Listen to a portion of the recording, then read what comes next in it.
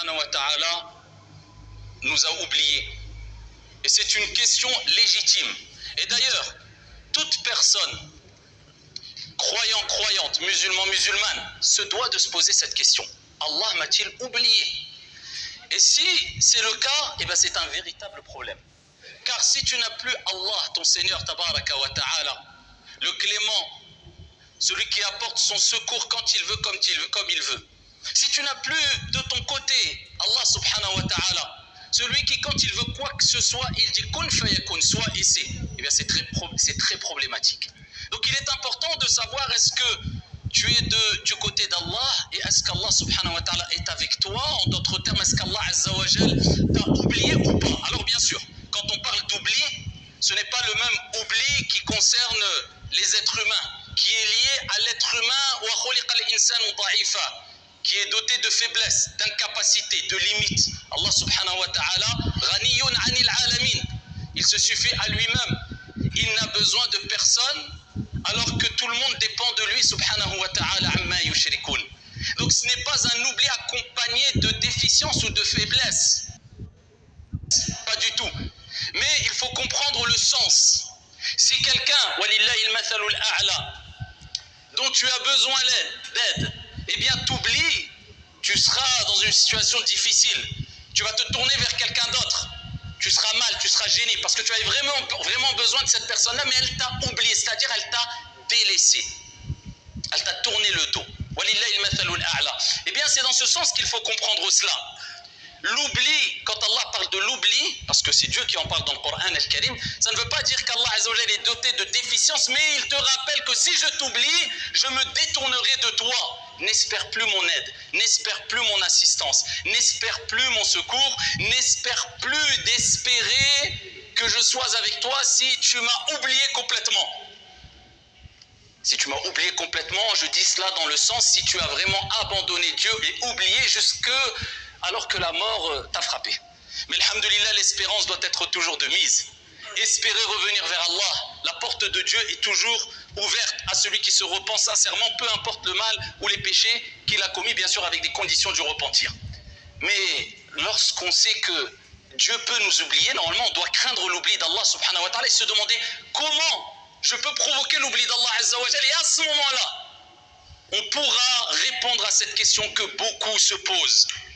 Comment sortir des soucis, des tristesses, de la faiblesse, de l'angoisse, de mon manque de joie, de bonheur, tous ces problèmes qui s'accumulent, je n'arrive pas à m'en sortir. Là, à ce moment-là, tu pourras te dire, je sais où est la solution. Allah subhanahu wa ta'ala nous dit dans le Coran, Nasullah, ils ont oublié Allah. Allah les a oubliés. Fanasiyahum. C'est toi qui as provoqué le mal.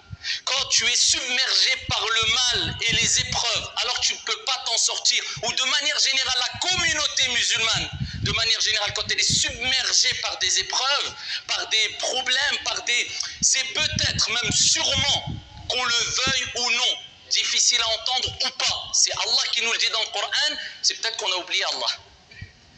Et si tu veux savoir est-ce que tu as oublié Allah, ben, il y a des signes. Et si seulement on méditait quant à ces signes, eh bien beaucoup se tairaient. Allah azza wa jalla nous dit dans le Coran, وَلَا تَكُونُوا كَالَّذِينَ نَسُوا اللَّهَ فَأَنْسَاهُمْ أَنفُسَهُمْ. Et Allah il nous rappelle qui sont ces gens-là. أُولَٰئِكَ هُمُ الْفَاسِقُونَ. نَسْأَلُ اللَّهَ السَّلَامَةَ وَالْعَافِيَةَ. Allah azza wa jalla nous dit, et ne soyez pas comme ceux qui ont oublié Allah. Ça veut dire quoi oublier Allah? Ça veut dire que tu ne penses même pas à Allah, tu ne reconnais pas que Dieu existe? Non, pas du tout. Il y avait même des gens, des associateurs à l'époque du prophète alayhi salatu wa salam, tu leur disais qui a créé les cieux et la terre, ils te disaient Allah. Mais ils donnaient des associés à Dieu, donc ils pensaient à Allah. Non, non, ce n'est pas, on pense tous à Allah, alhamdulillah. On sait tous que Allah existe, en tout cas en tant que croyant.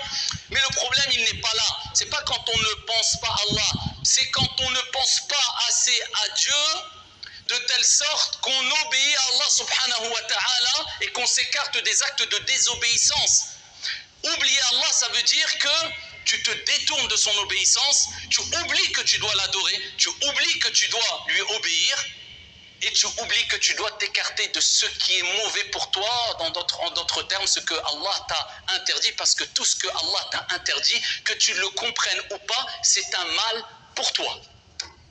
Eh bien c'est ça, ici, oublie Allah. Si j'oublie Allah et je fais le haram toute la journée. Mais regardez la suite du verset. Et ça, c'est ce verset-là, c'est ce passage-là qui fait le plus peur.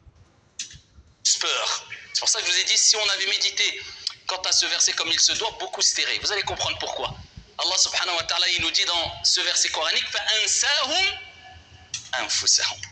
Et il leur a fait oublier leur propre personne. Allah.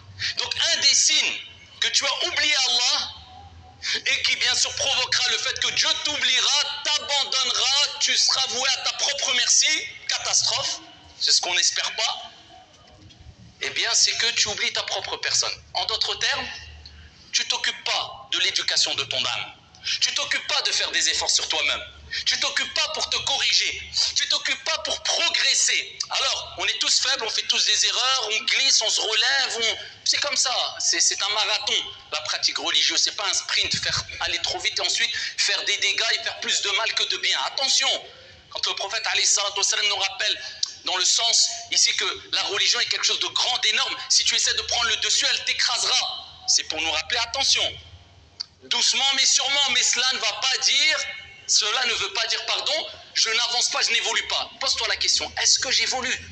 Est-ce que je régresse? Si tu régresses, c'est problématique. Si tu évolues même doucement, alhamdoulilah, au moins tu évolues.